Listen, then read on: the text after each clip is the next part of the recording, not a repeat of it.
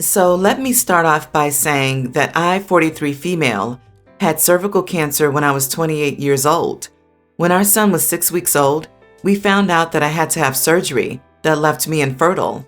My husband, 47, had let it be known to me multiple times that he really wished that we could have another child. This has left me feeling like less of a woman. Now that I'm 43 years old, I'm very sensitive to being in my 40s. It's very important to me that I'm still desirable to my husband to make up for not giving him another child.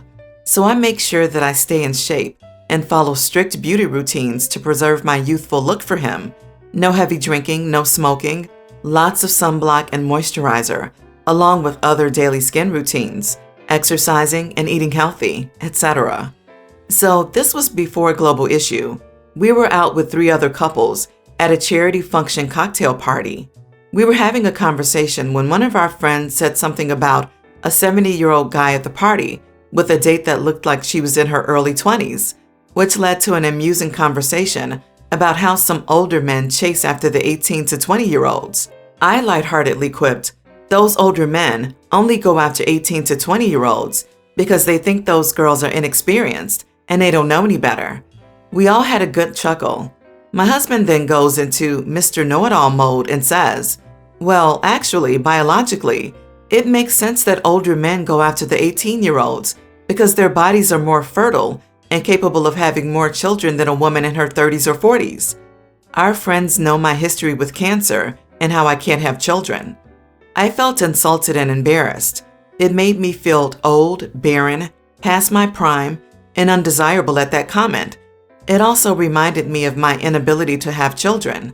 And to me, it sounded like my husband was relating to the old men that lust after fertile 18-year-olds. So I remained poised and collected. Although I was shooting daggers with my eyes at him, I said, I suppose then that the reason a lot of older women, or cougars, prefer younger 18 to 20-year-old men is that those men are more virile and have more stamina than some guy in his 40s who needs pills to keep it up. Might I add that my husband needs that pill and has a prescription for it? Well, the car ride home, he said I emasculated him. I'm sure I did, but am I the idiot for it? What kind of marriage is this? Do you two even like each other? Jesus, I cringed all the way through reading this. You both made a public spectacle of your terrible, terrible marriage. How embarrassing for you both, and how uncomfortable it must have been for the friends you were with. You did not remain poised and collected at all. You stooped to a very low level and covered yourself and your husband in disgrace with a low blow to make yourself feel better. Your husband is just as bad as you are. Shame on you both. Let's not even touch on your whole routine just to make sure you remain desirable to this man. Why not do all of that for your own physical and mental health? Why is it for him? Pathetic. Just divorce each other. Seriously, is this one of those situations where people stay together for the kids or because of inertia? Subject matter aside, you sound like coworkers who barely tolerate each other. Your kid will not benefit by growing up in a household where both parents are constantly at odds with each other. This is in no way to provide a safe home or model healthy relationships. Everyone's the idiot here. Your relationship is built upon insecurity from not having 2 kids. Your husband sounds horrible with his views on women and childbearing ages, and he's incredibly wrong. You can't have dismissed his statement using logic against it, but instead you went for a dig. He's your husband, supposed to be one of your best friends, and this isn't it with passive-aggressive digs at each other. Fix y'all's communication skills. You shouldn't feel like you have to make up for not being able to have kids. Me, 31, and my current husband, 35, recently found out that we were expecting twin boys, and my first husband's mother is livid that we aren't naming one of them after her son. A little background. My first husband, Michael, and I were college sweethearts. We got married not long after graduation, and I thought I would be with him for the rest of my life. But unfortunately, we were only married for a couple of months before Michael passed away suddenly. It was one of the worst times in my life, and I never thought I would ever fall in love again, much less get married again or have a family. However, I remained very close with Michael's mom, my mother-in-law. She was very supportive when I eventually started dating again. Not long after I met my current husband, John, I took him to her house to meet. She was so excited to meet him, and I remember going to the bathroom and crying tears of relief that she wasn't angry at me for moving on. When John and I got married, she was so happy for me, and on my wedding day, she took me aside and told me that she knew Michael was happy for me too. It meant so much to me to hear her say that. Earlier this year, John and I found out that we were pregnant. At first, mother-in-law was ecstatic, making jokes about being a bonus grandma and asking to help plan the gender reveal party and baby shower. But then when the subject of names came up, she was shocked that we weren't planning to name the baby after Michael. I explained to her that if it was a boy, we would name him after John's father. I could tell she wasn't happy, but she seemed to accept it. However, after my 20-week ultrasound, things took a turn for the worst when we found out that I was carrying twin boys. When I told her the news, she flat out told me that I had to name one of the babies after Michael, or she would never forgive me. When I told her that we weren't going to do that, she absolutely flipped, saying that I was betraying the memory of her son. I tried to make her understand that that chapter of my life is over. As much as I love and miss Michael, I feel it's disrespectful to John to insist on naming one of his children after another man. At first, John said that he would be fine with it if it was what I wanted. Still, eventually, he admitted that the idea made him uncomfortable. I never want to make my mother-in-law think that I've forgotten Michael or that he wasn't important to me, but I don't want to name one of my children after him either. And honestly, I don't think he would have wanted me to. There are better ways of remembering him than giving his name to a child that will never have any real connection to him. I tried explaining this to mother-in-law, but she just wouldn't hear it.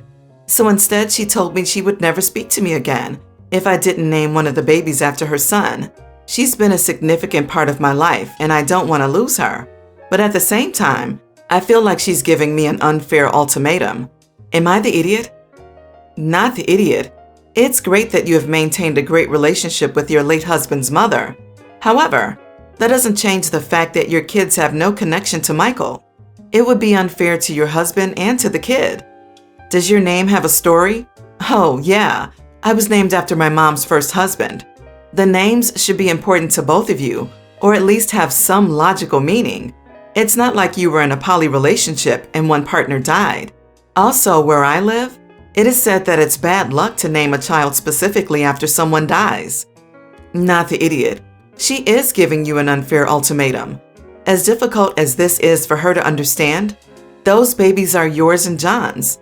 It sounds like she may be struggling with her grief about not getting to meet any of Michael's children and is trying to compensate for that. You might lose her over this, but do what feels right for the family you have now. It sounds like you knew Michael pretty well and know how he would have felt about this. I agree. OP and mother-in-law were there to support each other through their own grieving. Still, now that mother-in-law is facing a second round of grieving, she may need some professional help.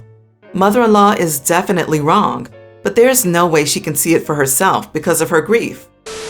My 25 female, fiance, 28 male, has a really close friend. We will call her Amanda. Amanda, 27, has been friends with my partner for 12 years. Meanwhile, I met him when I was 22, and he asked me to marry him last Christmas. Amanda and my fiance talk every day and hang out regularly. They hung out every day when we first met, but when we became boyfriend and girlfriend, he has obviously prioritized me over her. I don't mind him being friends with a girl. I understand that she's important to him, so I've made an effort to get to know her and try to become friends with her, although I've always gotten the vibe that she doesn't like me very much. I guess this was confirmed when I heard from a mutual friend that shortly after my fiance and I got engaged, Amanda called me a gold digger behind my back. I told my partner about this, hoping that it was just a rumor or something. He told me that she did ask him if he can truly trust me because I come from a poor family. She encouraged him to get a prenup, which, by the way, I am not against, but I don't see how it's her business. I don't understand why she thinks I'm after money when I literally make my own money and have never asked for anything from my partner. I'm completely offended that she's basically slandering me. I recently invited Amanda to come over so we could talk about her ill feelings towards me. She was not apologetic at all and defended her comments about me. I ended up getting pretty angry and told her not to expect an invitation to our wedding. So now she's upset and bad-mouthing me to my partner, and my partner said that she's completely in the wrong, but he's not okay with her not attending our wedding. I don't like her and don't see why someone who hates me should be allowed at the wedding. Am I the idiot? Not the idiot. I would sit your fiance down and flat out ask him why he didn't defend you against her slandering and why he said he's not okay with her not being there. She obviously has a dislike for you and an issue with the relationship. Why would you invite someone like that to share your day? What if she ruined your special day? Sounds like she would be the type of chick who would stand up and object to the marriage just to be petty. Not the idiot, but, and I have a big one. This girl is going to cause you massive issues in your marriage. Before you marry this dude, you need to set some serious and clear boundaries with your fiance about her. She already sees you as being in her territory, and she's going to try to kick you out. This. OP, take heed of this advice. Otherwise, you'll be in a life of chaos. Also, ask your fiance why he wants someone at the wedding who dislikes you and talks crap about you. And why didn't he shut her crap down from the get-go? He's really in the wrong with all of this. Get boundaries of acceptable and unacceptable behavior down and out in the open now. Not the idiot. It's really concerning that your future husband, who is supposed to be your partner in crime and love you unconditionally, still wants this so-called friend there. Sounds like OP is not his first choice. She sounds like she was perhaps keeping him in the friend zone for who knows how long, and she's salty and jealous that you took her backup plan. Her making crazy accusations like that, sticking her nose into your relationship's finances, and having no willingness to talk things out or meet you halfway at all? Honestly, I wouldn't want her around on my big day either. Listen, premarital therapy never hurt anybody. You and your boo need to be on the same page for this. Best of luck and congrats. So my wife and her family are very close. They have 2 family dinners a week at her parents' house. In attendance are her parents, her brother, her sister, my wife, myself, and 4 children, 2 youngsters, 1 toddler, and another toddler, ours. Both of her siblings are single parents, which feeds into this problem a bit. I didn't initially mind these dinners, but because I am my nephew and niece's favorite person, it has morphed into a situation where I look after and play with all the kids, while my wife, her siblings, and her parents sit at the table being adults. I am a babysitter. I don't mind doing this once a fortnight, but twice a week is too much for me. I've asked for them to help, but they mostly just ignore me or tell me they don't want to interrupt our playtime. Because of this, I've decreased my attendance to once every 2 weeks, so 1 out of every 4. This didn't bother my wife initially, but recently she's become quite upset about it and angry every time I say I won't be coming. Apparently, while I'm not there, they confine the toddlers to high chairs with tablets to watch Netflix, and the 2 young children play by themselves, but they've been asking for me to come more. My wife confronted me a couple of days ago and told me I need to show up more.